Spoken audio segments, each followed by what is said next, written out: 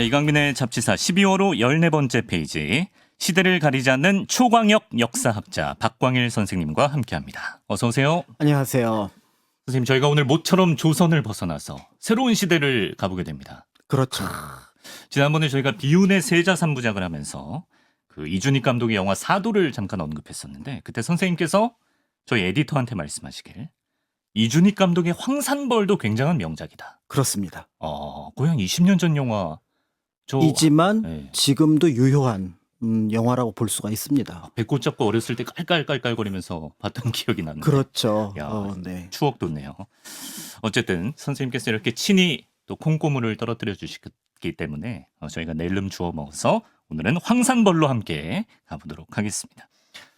황산벌 하면 황산벌 전투가 생각나는데, 네, 이거는 백제와 신라의 싸움인 거죠? 그렇습니다. 660년 그러니까 나당 연합군이 이제 백제를 멸망시키기 위해서 공격을 하게 되는데 13만 명에 이르는 당나라 군은 이른바 이제 금강 하구 쪽으로 수군을 중심으로 이제 사비성으로 진격을 하게 되고요. 네.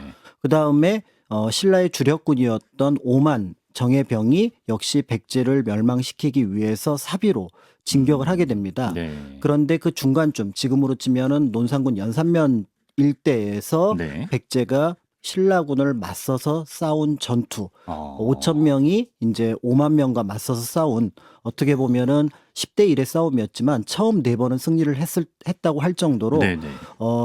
어떤 계백이 중심이 되었던 백제의 정예군이라고 할 수가 있는데요. 네. 결국 이들이 무너지게 되면서 네. 우리가 알고 있는 백제의 멸망이 가시화되고 실제로 660년 우리가 알고 있는 백제의 멸망이 멸망. 이루어졌던 사건, 그런 면에서 황산벌 이콜 네. 백제의 멸망이라는 이미지가 우리에게 남아 있습니다. 일단 신라와 당나라 연합군이라는 표현을 쓰셨는데, 그 영화 황산벌의 가장 첫 장면을 보면 백제 의자왕, 신라의 문무왕 김춘추, 고구려 연개소문, 그리고 당나라 장수 소정방, 이렇게 4명이 모여서 가상의 어떤 사자회담 그렇습니다. 이런 걸 하잖아요. 굉장히 재밌죠. 네, 그 부분이 진짜 재밌는데. 네, 그래서 이제 거기서 그 당나라 고종이 너희 세 나라 중에서 특히 네. 이제 고구려 백제는 악의 축이다, 이런 표현을 쓰는데 네. 당대 이제 그 미국 대통령 부시가 썼던 네. 표현을 영화에다 그대로 차용을 아, 그런 거예요? 했습니다.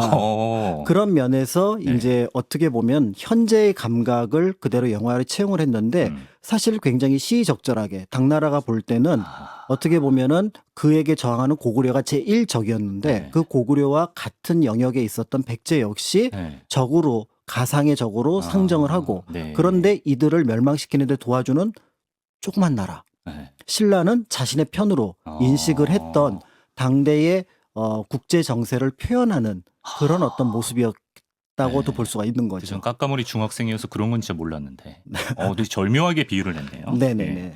그러니까 신라 당나라가 연합을 했고 고구려 백제가 친했다고 보면 되나요? 고구려 백제는 친하지는 않았는데 네. 어찌 하다 보니까 운명 공동체가 됐던 거죠. 그런 면에서 당대 이 묘사는 반은 맞고 네. 반은 잘못됐다고 볼 수가 있는데요.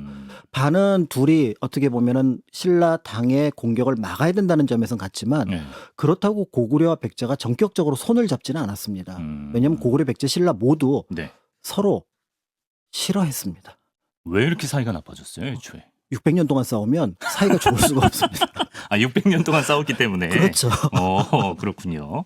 신라는 당나라의 도움 없이는 그러면 백제, 고구려랑 맞서기는 힘든 상황이었나요? 이 국면은 굉장히 중요한 인식의 포인트인데요. 네. 신라가 고구려와 백제를 멸망시킬 생각은 처음부터 없었습니다. 그래요? 생존을 위해서 네. 신라 고구려가 없었으면 좋겠다라고 생각을 했던 거죠. 고구려 백제가? 그렇죠. 네. 그러니까 신라가 볼 때는 네. 고구려 백제가 없었으면 없었으면 좋겠다. 좋겠다라고 생각을 할 수 있을 뿐 네. 신라가 내 힘으로 고구려와 백제를 무너뜨린다? 네. 이런 생각은 처음부터 없었습니다. 그런데 저들을 없앨 수 있는 방법은 내 혼자 힘으로는 불가능하다. 예. 그렇다면 누구를 끌어들여야겠느냐? 당이 필요하다. 그런데 당이 왜 고구려 백제 신라의 내전과 네. 같은 이 전쟁에 관여를 했을까? 네. 여기에 이제 신라의 김춘추의 외교 능력이 발현이 되었다라고 볼 수가 있는 거고요. 네. 그런 면에서 이 전쟁이 뜻밖의 국제전의 양상을 띠고 있었는데 네네. 당시 김춘추는 국제 정세를 명확하게 꿰고 있었던 덕분에 네. 당의 참전을 이끌어낼 수 있었던 거죠. 당의 어떤 참전할 유인을 파악을 했군요. 그렇습니다. 네. 왜냐하면 수나라, 네. 당나라가 고구려랑 싸워서 네. 집니다. 그쵸. 612년 수나라와의 그 살수대첩. 네. 그다음에 을지문덕 장군인가요? 그렇습니다. 네. 645년에 안시성, 성주 이름은 알 수 없지만 네. 보통 양만춘이라고 알려져 아, 있는 예. 이 전쟁에서 당태종이 진다? 이거 중국 역사에서 있을 수 없는 일이에요. 원한이 있구나. 그런데 네. 이 고구려의 어떤 그 존재가 네. 당나라로 볼 때는 굉장히 부담스러운데 음. 고구려가 잘만 하면은 네. 당의 공격은 계속 막아낼 수 있다라는 판단이 섰던 거죠. 네. 그러니까 당으로 볼 때도 저 눈의 가시를 어떻게 할까? 네. 그런데 어느 날 갑자기 김춘추가 신라가. 당태종을 음. 찾아옵니다. 네. 묘안이 있습니다. 어. 당신네가 고구려를 그렇게 눈의 가시처럼 여기는데 네. 멸망시킬 묘안이 있습니다. 속닥속닥. 아. 요거까지만 나옵니다. 기록이에요. 기록에는. 그런데 660년부터 668년에 이루어진 상황을 짐작해 보게 되면은 네. 그 전체 그림은 대략 이런 그림이었던 거죠. 네. 그러니까 당신들은 고구려를 멸망시키고 싶어 하는데 네. 우리는 고구려와 백제의 침략을 받아서 위험하다. 네. 그렇다면은 먼저 백제를 멸망시킨다면 네. 우리가 당신네가 고구려를 공격할 때 여러 가지 뭐 군수품이라든지 병력 지원이라든지 이런 것이 가능하지 않겠느냐. 네. 그리고 멸망하고 나서 당신들은 옛 고구려 땅, 우리는 옛 백제 땅 정도로 서로 네. 합의를 보면 어떻겠느냐. 나눠 가지자. 이 얘기를 당이 들었을 때 솔깃. 유레카. 어. 왜냐하면 이 치중의 문제가 수양제를 괴롭혔고 네. 당태종은 그것 때문에 병력을 최소한으로 줄여서 네. 속전속결로 하다가 이 안시성에서 한 달 호되게 당한 넘게 거죠. 잡히는 바람에 네. 그 전쟁을 결국 포기하게 되거든요. 예. 그렇다면은 신라가 도와준다면 이 양쪽에서. 전쟁은 네. 가능하다. 어. 그런데 이제 여기에 하나 더 네. 고구려 멸망시키면 네. 그 전에 백제 멸망시켰다는 얘기고 네. 그럼 신라도 그 이후까지 그럼 한반도 우리 거네? 꿀꺽. 이거 좋은 안이네. 김춘추가 그건 못 읽었을까요? 읽었죠. 읽었는데도 불구하고. 김춘추는 네. 결국은 백제 멸망하고 네. 고구려 멸망하면은 신라는 당과 싸운다. 그 정도 그런데 세력이 된다. 그 수까지 가기 전까지 네. 우리가 먼저 신라나 그러니까 백제나 네. 고구려의 공격에 의해서 네. 위험에 빠졌을 거다. 이 당장이 판단을 급하니까. 했던 거죠. 그러니까 결국은 신라는 생존을 위한 전쟁을 했던 거고요. 네네. 당은 자신들의 야욕을 채우기 위한 전쟁을 이 나당 연합군에서 서로 이제 진행을 했다라고 볼 수가 있습니다. 그런 배경이 있습니다. 김춘추의 어떤 국제 정세를 읽는 감각 엿볼 수가 있는데 하나 궁금한 게 그 당시 그러면 신라, 백제, 고구려 사람들끼리는 아무리 600년 동안 전투를 했다지만 뭔가 당나라 사람과는 다른 그래도 우린 한민족이다 이런 인식이 있었을까요? 한민족이라는 개념보다는 네. 서로 말은 통하는데 진짜 나쁜 놈들. 오히려. 그렇죠. 그러니까 보통 옆 나라가 네. 사이가 안 좋잖아요. 월드컵에서 그렇죠. 예를 들어 영국과 프랑스가 있는데 그 예선전에서 네. 저쪽에 뭐 영국이 졌다. 그럼 프랑스에서 막 박수를 치고 그렇죠. 이제 이런 것과 비슷한 것처럼 옆 나라는 사이가 안 좋습니다. 그러니까 민족 감정이라고 하는 것들은 지금 개념으로 볼 때는 네. 아니 왜 서로 말이 통했는데 같이 안 지내라고 얘기를 하지만 네. 유럽의 어지간한 나라들 서로 말 통하거든요. 근데 철천지 원수입니다. 앙숙이죠, 앙숙. 네네. 그 개념으로 이해하면 되겠습니다. 예. 자, 본격적으로 황산벌 전투에 대해서 살펴보겠습니다. 이제 660년 여름에 당나라와 손잡은 신라가 백제를 멸망시키기 위해서 황산벌로 향하는데 아까 이게 논산 쪽이라고 하셨나요? 논산의 연산면 쪽. 이게 이제 그 신증 동국여지 승남이나 이런 데 보면은 옛 황산이라고 하는데 지금의 연산이다.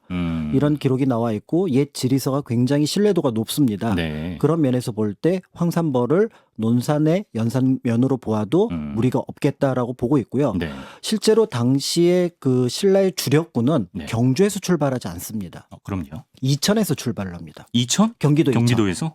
그러니까 네. 남하를 해야 되기 때문에 예. 사비로 들어가는 최고의 어떻게 보면은 중요한 요충지가 네. 이 논산을 통과하게 된 바로 사비까지는 큰 길이거든요. 예. 그러니까 여기서 만약에 이제 탄현이 정확하게 어딘지 모르지만 대전 안팎으로 추정이 되거든요. 네네. 그럼 탄현을 통과했다라는 내용이 네. 그 사비성에 떨어지니까 그럼 급하게 막아야 된다. 백제는 라고 하면서 군대를 보냈는데 네. 그 탄현과 사비성의 중간쯤이 딱 논산이라는 점에서 이제 전략적으로 어떤 전술적으로 볼 때 이 장소가 황산벌일 가능성은 굉장히 높다라는 높다. 게 이제 연구자들의 평가고요. 네. 그 일대를 이제 비정해서 뭐 산에 올라갔느냐 아니면은 산을 등지고 들판에 진을 쳤느냐 이런 부분들은 약간의 강론의 차이는 있습니다. 그럼 황산벌까지 신라가 왔다고 했을 때는 백제 입장에서는 풍전등화 이미 라고 봐야겠네요. 굉장히 이제 네. 위험한 상황인 거죠. 네. 저쪽에 그 금강을 이제 13만 그 당나라 군이 쳐들어오고 네. 그다음에 이제 신라의 주력군이 이천 쪽에서 위에서 남하를 내려오고. 하고 예. 경상도 쪽에서 이를 보완하기 위한 또 신라의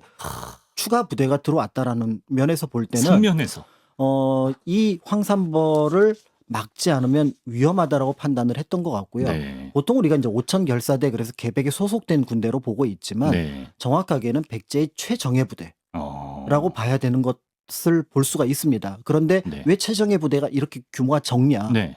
거는 고구려 백제 신라의 군대가 네. 지금 대한민국 군대하고 전혀 분위기가 다릅니다. 어떻게요?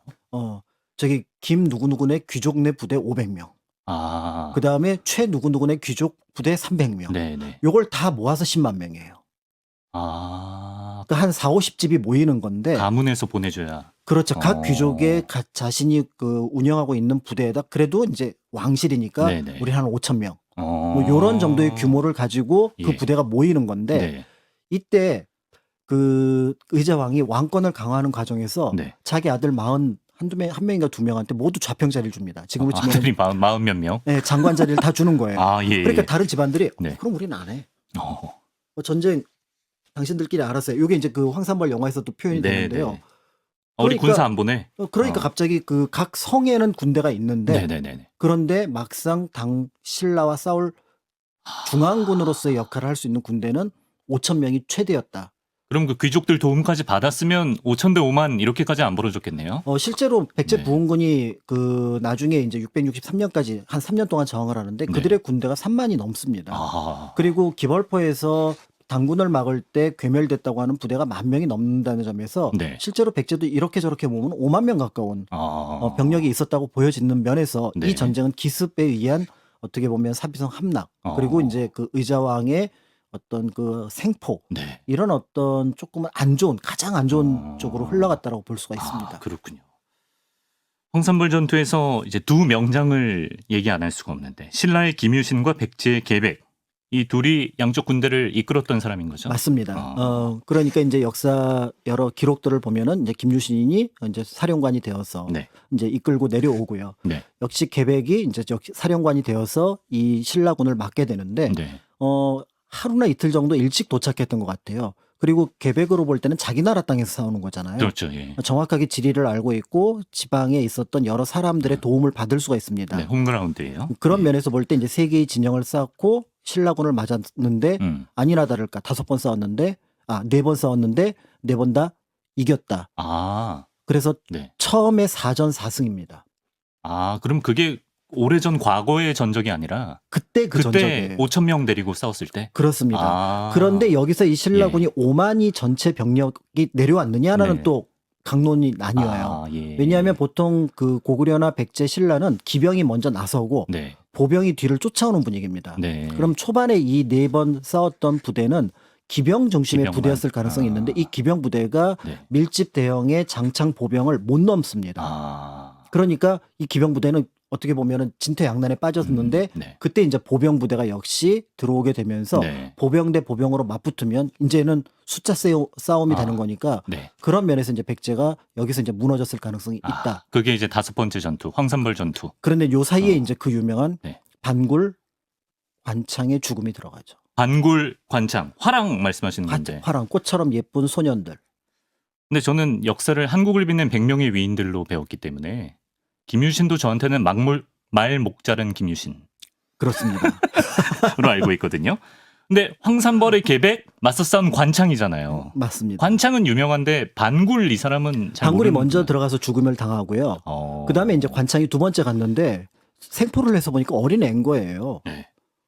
얼마나 어렸어요? 16살? 내가 어떻게 얘네들을 죽여? 라고 얘기를 하면서 돌려보냅니다. 계백이. 그랬더니 관창이 이제 집에서 너는 어떻게 화랑이 돼서 전쟁에 나가서 임전무태 모르냐. 세소곡인가요? 너 그거 어겼잖아. 예. 그러면서 다시 보내니까 어쩔 수 없이 목을 잘라서 말 안장에 보냈다. 요 기록이 남아 있거든요. 근데 그 모습을 보고 신라의 나머지 군인들이 분노. 네. 고조되면서 결국은 몰아쳐서 백제군을 물리쳤다. 이게 이제 삼국사기 기록입니다. 네. 근데 반굴 그 사람은 먼저 갔는데 왜 그때는 사기 충천이 안 됐죠? 사기 충천이 한번 네. 우 하는데 이게 요만큼 올라왔다가 관창대 더 올라왔다. 이렇게 볼 수가 있는데 예. 이 장면을 네. 이제 그 역사 기록 말고 네. 정치적으로 살펴볼 필요가 있는데 네. 둘 다 왕족에 해당하는 귀족이거든요. 반굴 관창 둘 다. 그런데 이 아버지들이 네. 자신의 아들들을 죽음의 사지로 몰아넣습니다. 예. 그러면 가라고. 일반 군인들이 볼 때 이 전쟁은 뭐예요? 절대 물러설 수 없는 전쟁. 내 자식이 죽었는데 너희들은 네. 살아서 돌아갈 생각하지 말아라. 이 전쟁 이기지 못한다면. 지도자 계층부터가 배수진을 쳤기 때문에. 그렇죠. 그러면은 이 전쟁에 대해서 뒤로 뺄 방법이 신라군이 생각할 때도 없구나. 네. 이거는 죽기 살기로 싸워야 하는 네. 전쟁이다라는 걸 이 장면이 보여준 겁니다. 그러면 관창은 우리가 흔히 그리는 이미지처럼 진짜 혼자 말 타고 들어간 거예요? 혼자 말 타고 들어가죠. 그러니까 이거 죽으러 간 거구나. 그러니까 영화에서도 보여주는 예. 것처럼 이거 죽이면 네. 신라 수에 넘어가는 거다. 그래서 안 죽여서 돌려보냈을 가능성도 있거든요. 네. 그거 몇 명 어차피 우리 군 죽더라도 다시 돌려보내고 다시 돌려보내면 저쪽에서 오히려 내분이 일어날 가능성이 있는데 네. 어쩔 수 없다. 그러면서 이제 죽여서 이제 돌려보내는 장면을 보여주게 되는데요. 네. 이거는 상당히 이제 고대적인 습관입니다. 그러니까 그래요? 그 전체 어떤 부족이나 집단을 위해서 네. 일 개인이 희생을 하는 이제 이런 모습을 보여주는데 이런 모습들이 삼국에 자주 나타나거든요. 중세 전투에서는 이 장면은 이렇게 보내는 게 아니라 사실은 이제 장군이 나서거나 아니면 이제 뭐 특수부대가 나서서 전투를 하거나 이런 방식이지 네. 이런 방식은 조선하고 그러니까 고려 때는 잘 나타나지 않는 방식인 거죠. 그러니까 이게 이제 한편으로는 굉장히 오래된 그러니까 고대적인. 이거를 숭상할 필요는 없는 거죠. 없는 거죠. 예. 네. 하지만 역사에 기록된 건 관창입니다. 예, 그렇습니다. 황산벌 전투 그러면 직후에 바로 백제가 멸망을 하나요? 결국은 이제 그 사비성에 먼저 들어가는 것은 주력군을 전부 다 신라군을 막는 쪽으로 보냈기 때문에 당나라군이 먼저 점령을 합니다. 그래요. 예, 그러니까 이 당나라군에 맞서 싸우다가 네. 이제 그 의자왕은 이제 공주 웅진성으로 피신을 하게 되고요. 그 얼마 뒤에 이제 신라군이 들어오게 되는 거죠. 이때 이제 장면이 여러 면에서 좀 의아한 부분들이 많은데요. 네. 그렇다면은 의자왕이 공주로 도망을 갔으면 이게 도망인지 작전상 후퇴인지 이런 부분들이 이제 의심스러운 부분이 있고요. 네. 두 번째는 당시 이제 의자왕의 골치 아픈 아들들의 문제가 있습니다. 아까 40몇 명이라고 네, 그랬잖아요. 40몇 명인데 이때 네. 등장하는 건 태, 효, 융 이제 3명인데 예. 이때 이제 자신이 데려갔던 그 태자는 네. 태가 되고요. 예. 여기에 이제 효와 융을 남겨놓습니다. 부여효, 부여융이 되는데 네. 그런데 이 공주로 의자왕이 도망가자마자 부여효가 네. 나는 백제의 왕이다 이렇게 선언을 해버린 거예요. 이 장면이 네. 아버지가 그렇게 시켰는지 아니면 평소에 미움을 받다가 아니 내가 쟤네들한테 밀릴 처지가 아닌데 나는 뭐지 여기 사비성이나 지키라고 하고 해서 쿠데타를 일으킨 건지 요 장면이 이제 하나의 미스터리가 되고요. 해석의 여지가 있군요. 그렇습니다. 예. 그런데 아마 대체로 후대 그러니까 후자의 설 그러니까 쿠데타설. 쿠데타일 가능성이 있다. 아버지 없으니까 이제 내가 왕이지 뭐. 네. 이런 판단을 했던 것 같고요. 네. 그런데 요 국면에서 또 더 고약한 일이 벌어지는데 네. 또 한 명의 왕자였던 융이 예전에 태자였거든요. 네. 어느 이유인지 모르지만 태자에서 쫓겨납니다. 네. 이 융이 항복을 해버립니다. 당나라한테요? 네. 그리고 내가 저성 잘 알거든요. 여기 찌르면 심지어 무너집니다. 실제로 나중에 부여융은 백제가 부흥군이 일어났을 때 그 부흥군을 진압하는 진압군의 장군으로 당나라에서 다시 옵니다. 와. 그러니까 우리가 계백을 네. 사실은 기억하는 만큼 네. 부여융도 네. 꼭 기억을 해야 하는 인물인 거죠. 부여융은 안 좋게 안 좋게 기억을 해야 되는 거죠. 배신자네요. 백제 입장에서. 배신자 부여융 이렇게 예. 보는 거고. 예. 그런데 문제는 이제 그렇다면은 사비성은 점령이 됐다고 하더라도 네. 그러면은 공주의 웅진성에 간 어떤 의자왕이 네. 뭔가 이제 반격의 기회를 노렸을 가능성이 있거든요. 네. 실제로 웅진성은 한 성이 함락되었을 때 요충지라는 어떤 군사적인 이유로 도읍지가 된 공간이라는 면에서 네. 그런 면에서 이제 의자왕의 선택은 유효했다 이렇게 보고 있습니다. 왜냐하면 당나라군도 그러니까 서쪽에서 쳐들어왔고 그 다음에 그 신라군도 신라. 동쪽 내지는 북쪽에서 쳐들어왔으니까 네. 그 서북방에 있는 공주는 비교적 지금 피해를 안 입은 상황인 거예요. 아, 네. 그럼 여기서 으쌰으쌰해서 2, 3만 모으면 네. 이 전쟁 장기전으로 간다라는 네. 계획만 맞아 떨어지면 네. 나당 연합군은 굉장한 혼란에 빠지거든요. 아, 그런데요. 그런데 네. 의자왕이 사로잡힙니다.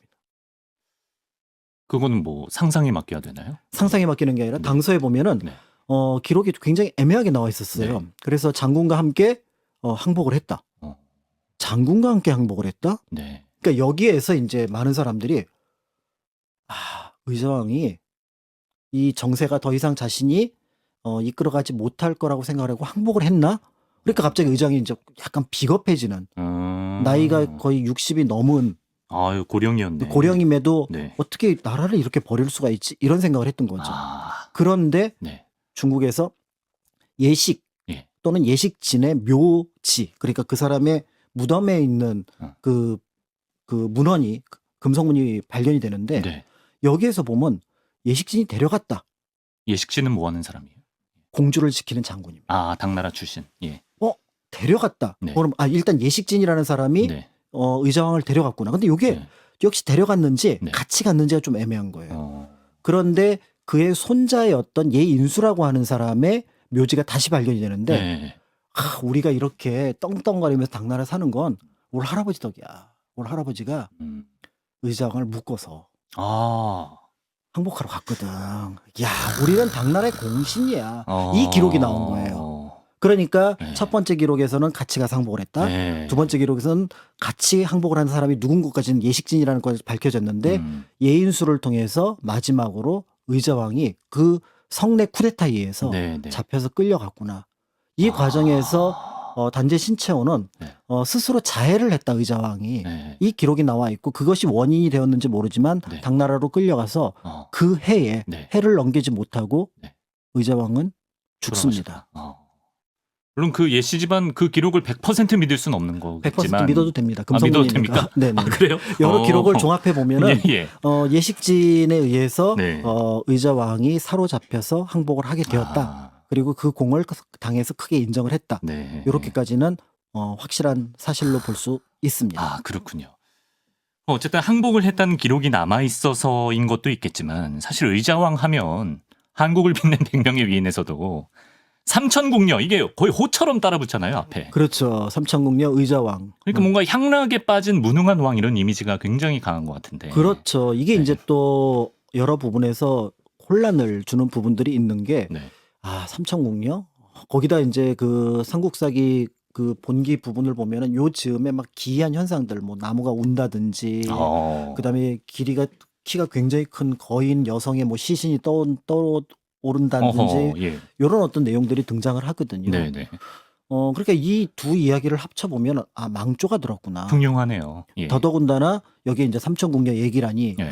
거기다가 자기 아들 40명을 좌평에 올렸다. 뭐 이러면 정치판 끝난 거지. 이렇게 이제 판단을 하니까 네. 그럼 황음무도 그다음에 거기다가 이제 천시까지 세상까지 의자를 버리고 백제를 버린 것처럼 묘사가 되는데 근데 박광일 쌤이 의자왕의 변호인을 자처해서라도 억울함을 좀 풀어주고 싶다. 그렇죠. 이 얘기는 뭔가요? 그러니까 이제 그 얘기는 결국 이제 한 나라의 멸망에 대해서 의자왕은 결코 자유로울 수 없습니다. 그래서 그거는 기본값으로 네. 50%는 자기가 책임을 져야 되는 게 맞는 거죠. 네. 다만 당대의 어떤 여러 상황들을 볼 때 아까 말씀드렸던 것처럼 당이 처음에 이제 김춘추의 얘기를 들었을 때 뭐라고 얘기를 했냐면 네. 아니 우리 백제랑 친해. 음. 우리가 왜 공격을 해야 돼? 그러니까 여차 이렇게 해서 네. 고구려 공격하자니 백제가 먼저 필요하다. 요 얘기를 하니까 그럼 뭐 친해도 우리 고구려를 멸망시키는 거라면 요 과정은 같이 갈 수 있어. 예. 요 관점인 거죠. 네. 그런 면에서 볼 때 당에서도 처음에 백제에 대해서는 그다지 악한 감정을 갖고 있지 않았다는 점이 있고요. 네. 두 번째로는 이 신라가 그 당의 구원을 요청하게 된 거는 고구려 때문이 아니라 백제 때문이었다는 거죠. 예. 결국 김춘추의 아들 사위 김품석까지 대하성에서 죽임을 당하거든요. 근데 백제에 의해서. 예. 그런데 사실은 이제 사위의 죽음은 큰 충격은 주지 않았을 것 같은데 딸의 죽음, 고타수의 죽음이 오히려 이제 김춘추에게 큰 충격을 주었겠죠. 그러니까 더 나아가서 백제군이 나중에는 경주 가까운 건천까지 등장을 합니다. 아, 예. 이거 어떡하지? 이거 어떡하지? 근데 그때 왕이 누구냐면 네. 의자왕입니다. 어허. 그러니까 네. 의자왕은 이렇게 몰아붙여서 신라를 공격했는데 그 배경 가운데 하나는 554년에 네. 백제의 성왕이 네. 신라 진흥왕의 배신으로 신라에 끌려가서 죽임을 당한 사건이 있거든요. 아, 예. 이 사건에 대한 원수죠. 너희들은 우리의 원수야. 아. 그런 면에서 의자가 어느 정도 그런 어떤 원수를 갚고 나니까 이제 그 귀족들과의 공공 다툼에서 네. 이제 귀족들이 아니 사비 쪽에 오셨으면 우리 말 들으셔야죠. 웅진 때 시절 계속 생각하시네. 뭐 이런 얘기를 들었을 거 아니에요. 예, 예. 아이 고약한 그러면서 자기 아들로 다 아. 밀어붙여서 네. 권력 장악을 했는데 이 방법은 적절하지 않았죠. 협의를 했었어야죠. 그런데 그런 과정들이 결국은 정치의 실패라고 볼 수 있지만 네. 황음무도라든지 네. 아니면 처음부터 백제가 멸망할 거라든지 어. 이런 부분하고는 다른 그러니까 국제정세의 아. 파악과 백제 내부의 어떤 그 왕권의 어떤 네. 안정이라든지 다툼 이런 부분하고 연결해서 볼 필요가 있다. 아. 그런데 그럼에도 불구하고 네. 어쨌든 아까 50%이 백제의 멸망을 막아내지 못한 것은 그 책임은 왕의 책임. 예. 특히 아들들 간수 제대로 못한 부분들 있잖아요. 네. 이런 부분들이 있는 거는 굉장히 아쉽고 안타까운 부분이긴 하지만 일단 나라의 원한을 복수한 부분도 있고 그렇습니다. 세력을 확장한 부분도 있고 그렇죠. 그런 면에서 이제 우리가 알고 있는 장단점이 있는 예. 그런 왕으로 평가를 해야지. 처음부터 끝까지 삼천궁녀, 황혼무도 예. 이런 걸로 평가하는 것들은 여러 면에서 적절하지 않고요. 삼천궁녀는 나중에 조선시대 문인의 시에서 등장을 하는 문학적인 표현입니다. 그래요? 제가 쓰는 표현으로 쓰면 문학이 역사를 먹은 케이스예요. 아, 문학이 역사를 먹은 그렇죠. 보통 집어삼킨. 이제 역사를 이해하기 편하기 위해서 문학의 어떤 소설이라든지 이런 것들을 인용을 하는데 그렇죠. 예. 보통은 이게 이제 역사 배경으로 문학을 쓰게 되잖아요. 네네. 근데 문학이 너무 유명해지면 그게 역사 사실을 먹어버리는 이제 이런 케이스가 되는 거니까 네. 이걸 계속 반복 인용을 하거든요. 그래서 사람들이 부여만 가면은 백제의 멸망 이 얘기를 해요. 조선시대부터. 아니 가면은 뭐 성왕이 뭐 네. 도읍지를 어떻게 구성했다거나 네. 백제 융성했던 모습 이런 게 아니라 백제의 멸망. 심지어는 거기에 나중에 이제 4대 사상까지 붙으니까 어떻게 당나라를 거역할 생각을 해? 요런 말도 안 되는 생각이 덧붙여지게 되면서 네. 어느 순간 우리는 삼천궁녀, 의자왕 더더군다나 이제 그때 그 충신이었던 성충 흥수 말을 듣지 않았다. 그러니까 그 기록을 제가 한번 짚고 넘어가 볼게요. 이건 삼국사기에 나온 기록인데 네. 의자왕 16년 왕이 궁인들과 음란과 향락에 빠져서 술 마시기를 그치지 않으므로 좌평 성충이 적극 간언하였더니 왕이 노하여 그를 감옥에 가두었다. 이로 말미암아 감히 말하려는 자가 없었다. 요 기록만 보면 아주 없는 얘기는 아닌 것 같은데. 그렇습니다. 네. 그래서 말기에 보면 아까 말씀드렸던 자신의 아들들을 좌평에 임명할 그 당시 분위기하고는 어느 정도 통하는 부분들이 말년에 있습니다. 그런데 이제 더 나아가서 성충과 흥수가 예를 들어 적이 쳐들어오면 탄연을 막고 네. 그다음에 당나라 쳐들어오면 기벌포를 막아라. 이 이야기는 후대에 붙인 것 같아요. 그러니까 이 얘기도 무시한 것처럼 보여지는데 네. 앞에서 말씀드렸던 것처럼 탄연 쳐들어온다는 얘기 듣고 네. 계백 보냈고요. 네. 기벌포 막으려고 10,000명 이상이 백제군이 희생당했다는 기록이 남아 있거든요. 네. 그러면은 이 성충 흥수의 얘기와는 별개로 네. 의자왕은 이 작전을 수행을 했던 겁니다.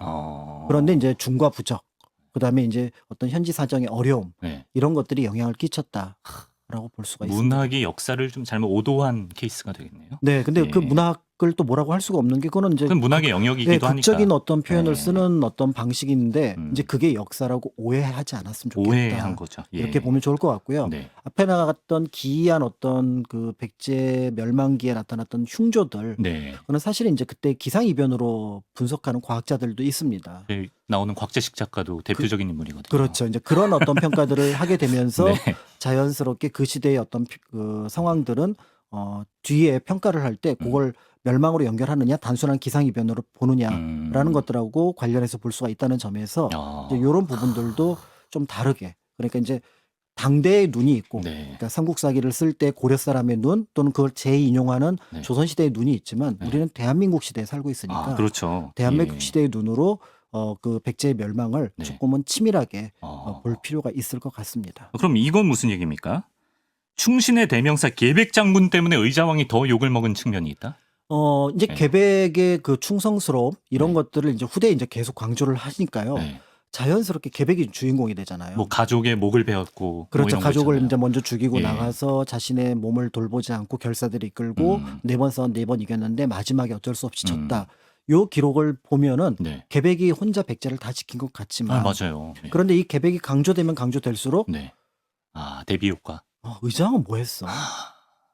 오능한 옹진으로 왕. 도망갔다며. 아하. 거기서 항복했다며. 아하. 요 메시지가 더 강해지는 부분들이 있습니다. 네. 그러니까 의자왕이 계백을 보내고 네. 의자왕이 만명을 어떻게 보내고 또 나머지 군사들을 끌어모으려고 했지만 예. 그게 안 되니까 웅진으로 가서 후위를 도모했다. 아. 요거까지 전체 그림을 놓고 보면은 네.